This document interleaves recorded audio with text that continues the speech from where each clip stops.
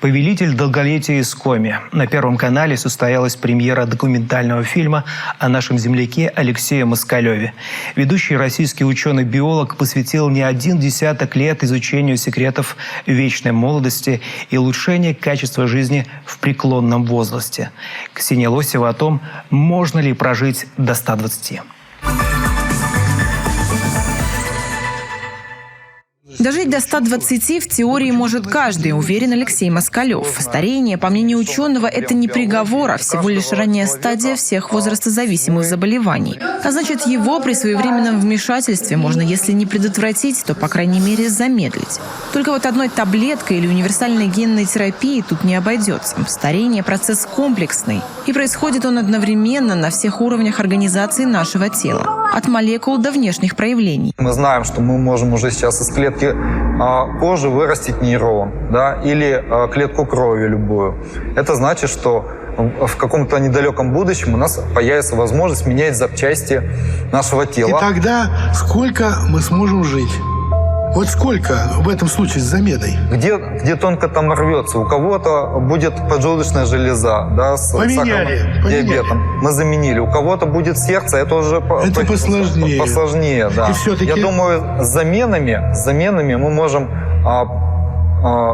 будем доживать до возраста долгожителей, до 100-120 лет. Алексей Москалев возглавляет единственную лабораторию в России, которая занимается биогеронтологией, наукой о старении. Сейчас вместе с коллегами он разрабатывает уникальную методику, которая позволяет оценить, насколько эффективно тот или иной препарат тормозит старение.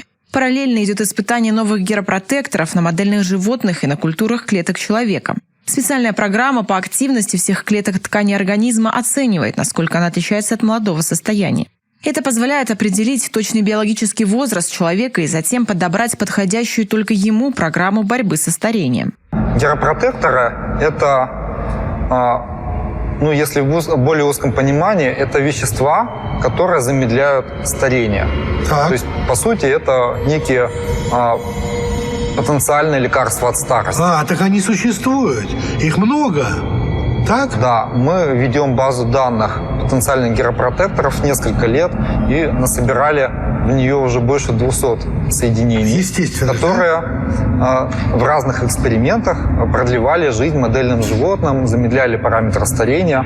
Некоторые из них разрешены для применения к человеку, как биологически активные добавки, либо как лекарства. Но пока возможность просто отключить старение или заменить изношенную деталь организма на новую все еще больше похожа на опцию, которая доступна только героям фантастических фильмов, обычному человеку приходится довольствоваться немногим. И все же отодвинуть границы старости под силу каждому. Особое внимание стоит уделить питанию. Ученые выяснили, что, например, избыток белка в рационе заметно ускоряет процесс старения, а также увеличивает риск опухолевых заболеваний и диабета. Всему виной метионин.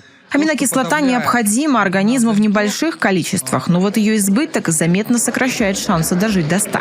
Наименьшее количество метионина среди бобовых, например, горох, чечевица, маш, нут, в орехах. То есть метионин нельзя исключать совсем, но лучше брать его из растительных белков, так? Да, там его поменьше, и мы можем восполнить необходимое количество, при этом не перебарщивая с его употреблением. Оказалось, в умеренных дозах полезен и стресс. Речь идет, конечно же, не о склоках на работе и чрезвычайных происшествиях. Здесь подойдут периодические легкие голодания, физические нагрузки, а также температурный контраст.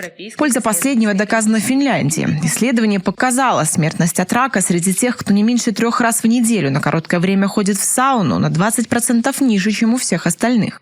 Впрочем, единого рецепта вечной молодости не существует, говорит ученый. У каждого организма своя история. Предположим, люди по паспорту 50 лет, но у одного биологический возраст будет 45, 30, у кого-то 50 Это или даже 70. зависит от внутреннего метаболизма? Это зависит от скорости старения, которая определяется метаболизмом, образом жизни, генетикой, куда же без даже него? микрофлорой.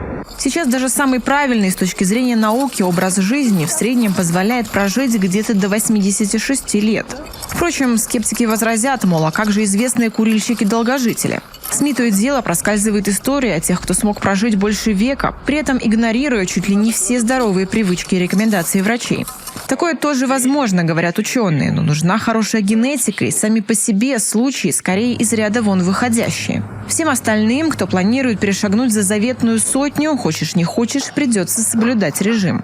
В будущем делать это будет легче, на помощь придут технологии. Появятся мобильные приложения, которые будут отслеживать биологический возраст по десяткам, сотням функциональных биохимических тестов.